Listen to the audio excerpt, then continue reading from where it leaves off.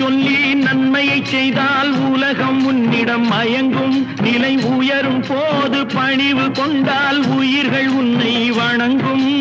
உண்மை என்பது அன்பாகும், பெரும் பணிவு என்பதும் பண்பாகும்.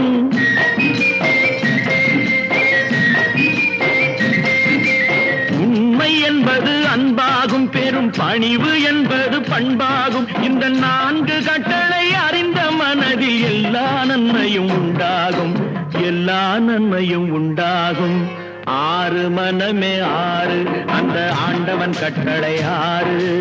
6 மனமே 6, அந்த ஆண்டவன் கட்டளை 6.